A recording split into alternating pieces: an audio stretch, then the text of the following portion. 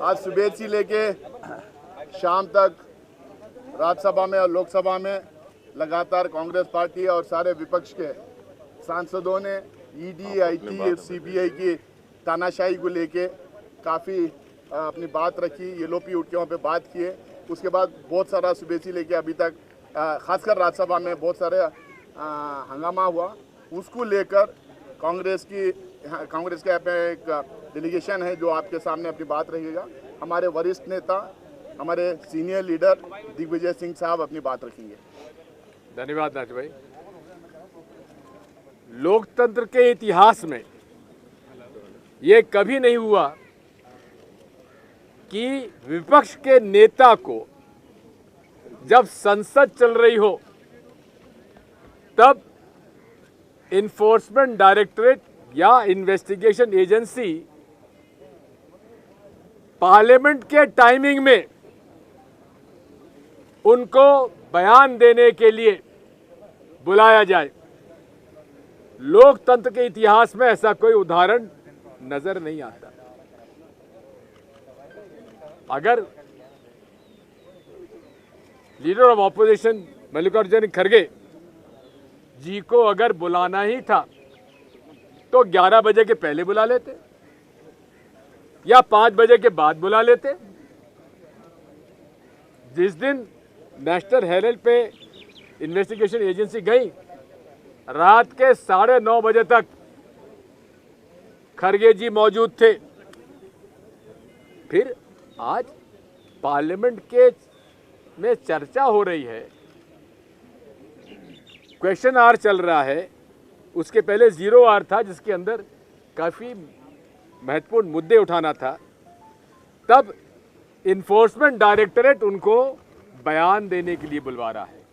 इससे बड़ा मजाक भारतीय लोकतंत्र के अंदर न हमने देखा है न सुना है। आखिर मोदी जी इतने डरते क्यों हैं?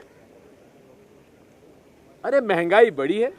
मैं तो आप लोगों से पूछता हूं, कौन सा ऐसा परिवार है जितने यहां खड़े हुए हैं, आपका वेतन तो बढ़ा नहीं, लेकिन घर में महंगाई ज़्यादा बढ़ी है कि नहीं बढ़ी है? आप खुद आत्मचिंतन कर लीजिए। अरे हम लोग अपनी लड़ाई नहीं लड़ रहे हैं, हम लोग आप लोगों की लड़ाई लड़ रहे हैं। इसलिए आइए कल सुबह 11 बजे सारे हमारे कांग्रेस के सांसद राष्ट्रपति जी को जाकर कहेंगे कि माननीय वित्त मंत्री जी को देश के वास्तविक आर्थिक हालातों से परिचय नहीं है। इसलिए हम लोग कल मार्च करेंगे राष्ट्रपति जी के घर पर। आप सब लोग इसलिए आमंत्रित हैं और आप उसमें शामिल होइए। मैं अब आमंत्रित करता हूं प्रमोद तिवारी जी को कि वे आपसे कुछ कहेंगे। सदन लोकसभा हो, राज्यसभा हो, विधानसभा हो, ये नियमावली से भी चलती है, संविधान से भी चलती है और स्थापित परंपराओं से भी चलती है। आज तक लोकतंत्र के इतिहास में इसके पहले भारतीय संसद के रिकॉग्नाइज नेता विरोधी दल को जब उसकी नोटिस लगी हो, ये महत्वपूर्ण है कि उनकी नोटिस लगी हुई है और उस पर चर्चा होनी हो, तो उसके पहले ईडी उनको समन करके बुलाए। समय दिया गया है कि 12:30 बजे आप आइए। 11 से लेकर 6 बजे तक सदन चलता है। अगर बुलाना आवश्यक था तो शनिवार को, इतवार को बुला लेते, परंतु नियमावली का अपमान हुआ, संविधान का अपमान हुआ और मैं कहूंगा परंपराओं जिससे कि राज्यसभा चलती है, ये सिर्फ एलओपी का अपमान नहीं है, ये संपूर्ण राज्यसभा, लोकसभा और विधायिका का अपमान है। और विधायिका का अपमान क्यों हो रहा है? पत्रकारिता की वजह से। एक नेशनल हेराल्ड अखबार जिसने देश की आज़ादी की लड़ाई लड़ी, उस समय ये महत्वपूर्ण था, इससे कोई इनकार नहीं कर सकता। उसके लिए आप समन कर रहे हो एलओपी को जानबूझकर, जब 2 दिन बाद उपराष्ट्रपति का चुनाव होना है। नेता सदन वो सभापति बनेंगे, सीधे जुड़ा हुआ मसला है। तो आप 2 दिन पहले ईडी का दुरुपयोग करके, ईडी का मिसयूज करके, आप जब उनसे पूछताछ पहले आप कर चुके हो, ऐसा नहीं कि वो पहली बार बुला रहे हो। बुलाना था, सदन के कार्यकाल समाप्त होने के बाद बुला लेते, सैटरडे संडे को बुला लेते। नहीं बुलाना था, कम से कम सदन के कार्यकाल में न बुलाते। लेकिन जिस तरीके से नोटिस लगी हुई, उस पर चर्चा न हो सके, क्योंकि महत्वपूर्ण विषय था ईडी पर, और ईडी बुला ले, इससे ज्यादा अपमान विधायिका का और पत्रकारिता का कोई दूसरा नहीं हो सकता है। सर, दिल्ली पुलिस एक मिनट में अभी राजीव शुक्ला जी जो हमारे वरिष्ठ नेता हैं वो अपनी बात रखेंगे। Well, it's highly condemnable that the leader of opposition has been summoned by ED while he was in the house. House was going on. There was his notice which he was supposed to speak. First he wanted to speak. He was not allowed by the ruling benches. And then when he was about to speak again, he got the notice of the ED that you are supposed to appear. This is never done. It's uncalled for, undemocratic, and it has never happened that during the house you can't summon a member. You could have called him before 11 o'clock, could have called him after 5 o'clock. He was more than willing to go. Last night also he was there at the National House when the ED was having a search there. So he is always available. He never said no.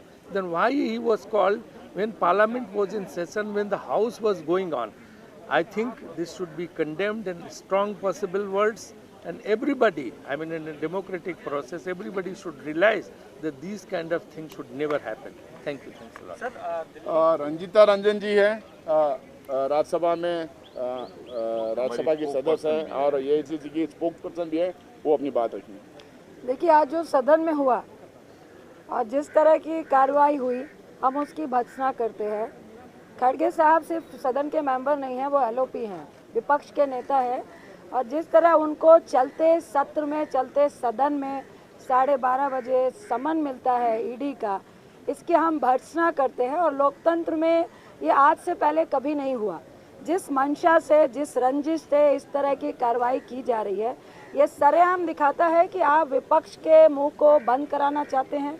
आप विपक्ष नाम की कोई भी चीज़, जो देश की सबसे बड़ी पंचायत जिसको सदन कहा जाता है, उसको नहीं रखना चाहते हैं। ये सिर्फ एलओपी का ही अपमान नहीं है, बल्कि इस सदन का अपमान हुआ है। इस तरह से एक तानाशाही सरकार चला सकता है। हम इसकी पूरी भर्त्सना करते हैं और आपके माध्यम से पूरे देश को बताना चाहते हैं कि आज जिस तरह सदन की आवाज़ को बंद करके, मुद्दे पे चर्चा नहीं होके, और जिस तरह एलओपी अपनी बात करना चाह रहे थे, पीयूष गोयल जी ने जिस तरह इंटरवेन किया, उनको डिस्टर्ब किया, जो नेता सदन है पार्टी के, सत्ता पक्ष के, लग ऐसा रहा था हम स्पीकर के बारे में उनको पूरा सम्मान करते हैं, और सदन के भीतर सबसे बड़ा कोई अगर अध्यक्ष होता है तो वो स्पीकर होता है।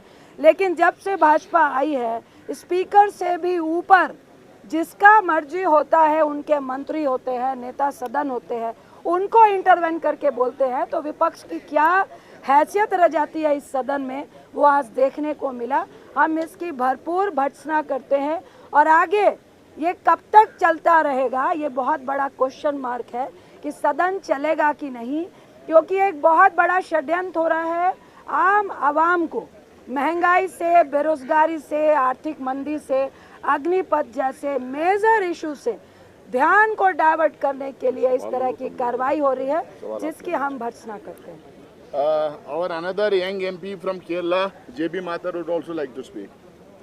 What happened in Parliament today should be marked as a black chapter of democracy.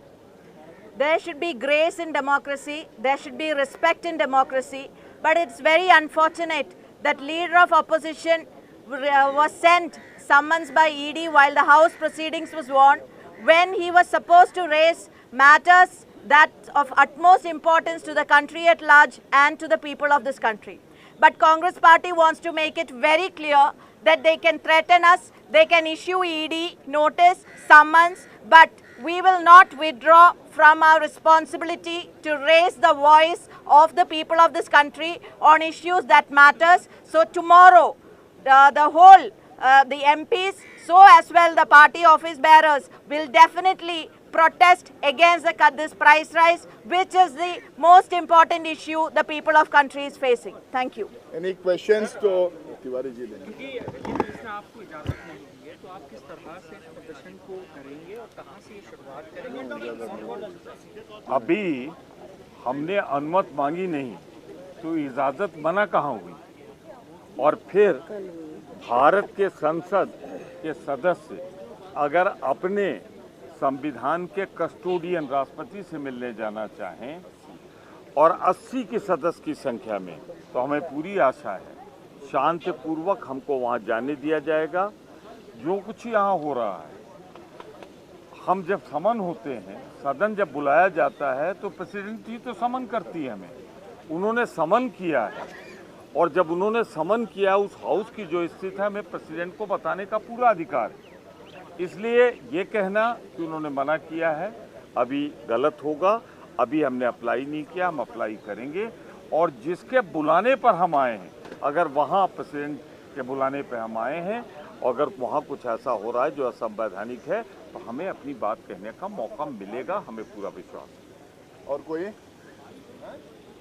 तो कल सवेरे ऑल इंडिया कांग्रेस कमेटी की तरफ से पूरे हिंदुस्तान के स्टेट कैपिटल्स में महंगाई को लेके जिस तरह से दोनों सदन में ना ही तो नरेंद्र मोदी जी आके बात रखे, ना किसी भी तरह का रिलीफ दिए, ना किसी भी तरह का राहत दिलाए आवाम को, और ना ही वित्त मंत्री अपने भाषणों में किसी भी तरह का पैकेज या किसी भी तरह का रिलीफ दिए, ना जीएसटी वापस लें। इन तमाम चीज़ों को लेके, महंगाई को लेके कल कांग्रेस पार्टी पूरे देश में, पूरे देश के स्टेट कैपिटल, सारे स्टेट्स के स्टेट कैपिटल्स में, पूरे डिस्ट्रिक्ट हेडक्वार्टर्स में और दिल्ली में धरना प्रदर्शन करेंगे। एआईसीसी में हमारे एआईसीसी के office bearers, general secretary, CWC members वहाँ से वो निकलेंगे और सारे सांसद कांग्रेस के राज्यसभा और लोकसभा के मिला के 80 से भी ज़्यादा सांसद कल राष्ट्रपति भवन पर हम मार्च करेंगे। इस देश की आवाम के लिए, महंगाई के खिलाफ और देश की गरीब जनता के लिए हम कल मार्च करेंगे।